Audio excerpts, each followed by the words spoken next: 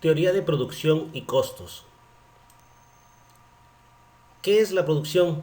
La producción es cualquier utilización de recursos que permita transformar uno o bienes en otro diferente.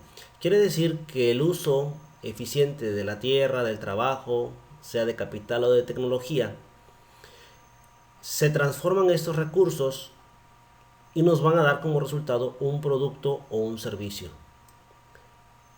Pero entonces, ¿qué es la teoría de la producción? Es la que se encarga de analizar las diversas formas de combinar los recursos o insumos para producir bienes o servicios. Aquí tenemos el ejemplo de un chef que mezcla varios ingredientes para poder tener la receta perfecta. Así es el ingeniero industrial combinando distintos recursos para poder producir bienes de muy buena calidad. Entonces, ¿qué es un insumo?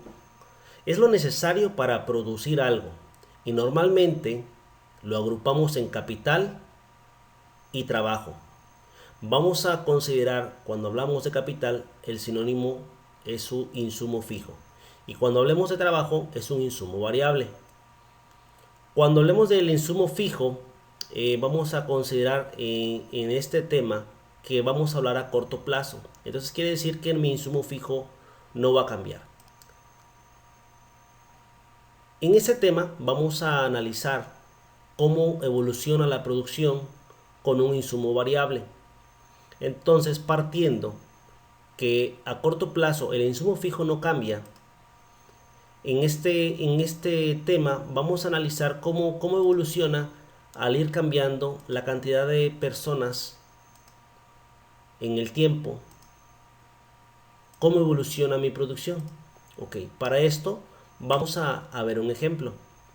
Supongamos que tú eres una persona emprendedora que vio la necesidad actualmente en la pandemia y quieres emprender en el negocio de hacer cubrebocas. Para ello, ¿qué recursos necesitas para producir cubrebocas? Necesitamos dos recursos. Uno es el capital y otro es el trabajo. Como capital tenemos la herramienta, el equipo, la maquinaria. Y como trabajo tenemos los trabajadores. Aquí tenemos una foto de un taller donde están las máquinas de coser y está el personal trabajando. Entonces, si tú esperas un aumento de ventas en los siguientes meses, ¿qué decisión puedes elegir? Uno, trabajar manualmente. Dos, comprar máquinas de coser. Tres, comprar equipos automáticos. La decisión que mejor elijas debe ser basada en tener una eficiencia económica. ¿Y qué es la eficiencia económica? Es minimizar los recursos para tener buenos resultados. Entonces, ¿cuál es la mejor opción? Dice, es difícil recuperar a corto plazo el pago excesivo de mano de obra si hubieras elegido la opción número uno. Si hubieras elegido la opción de equipos automáticos, también es difícil recuperar a corto plazo la inversión en equipos caros, por lo que la mejor opción es comprar máquinas de coser y tener el personal suficiente. Claro, aquí estamos hablando a corto plazo, recuerden.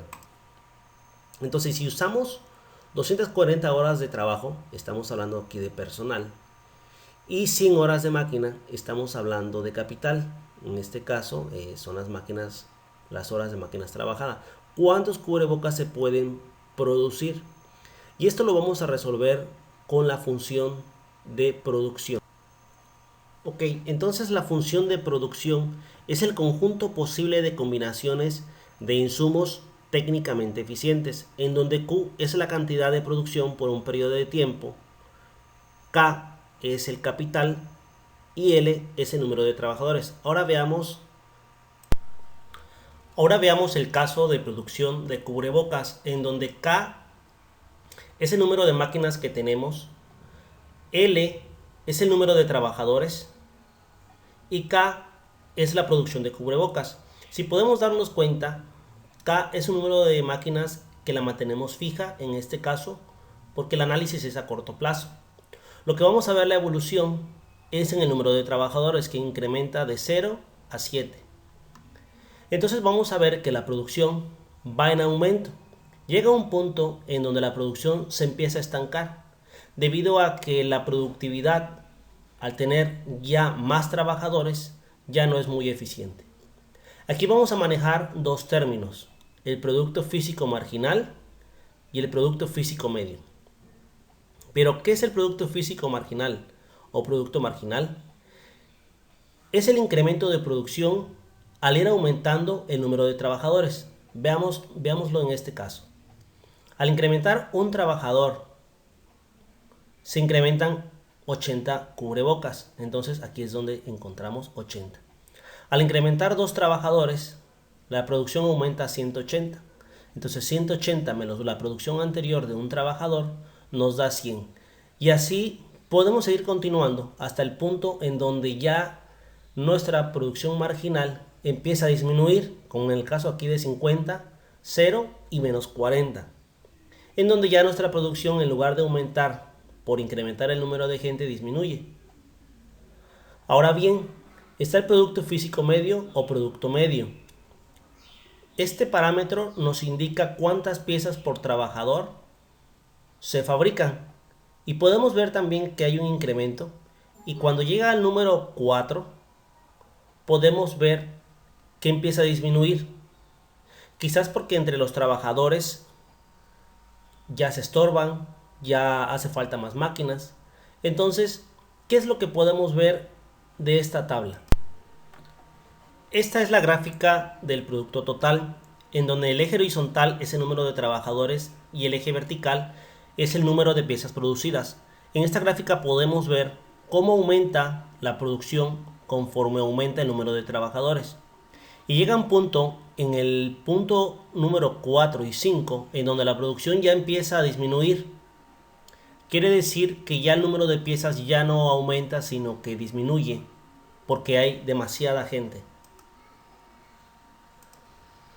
Ahora, la gráfica del producto marginal y el producto medio,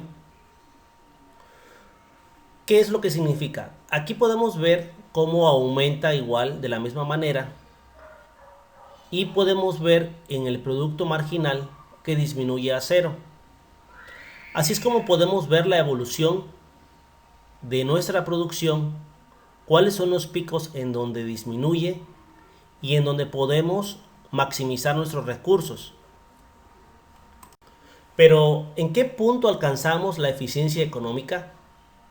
Para eso necesitamos conocer las 3 etapas de producción. La primera etapa comienza conforme voy incrementando el número de trabajadores, y podemos ver que nuestra producción va en aumento.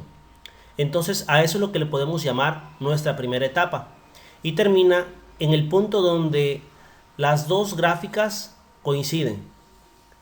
La segunda etapa comienza en la disminución de la producción y termina en donde el producto marginal tiende a 0.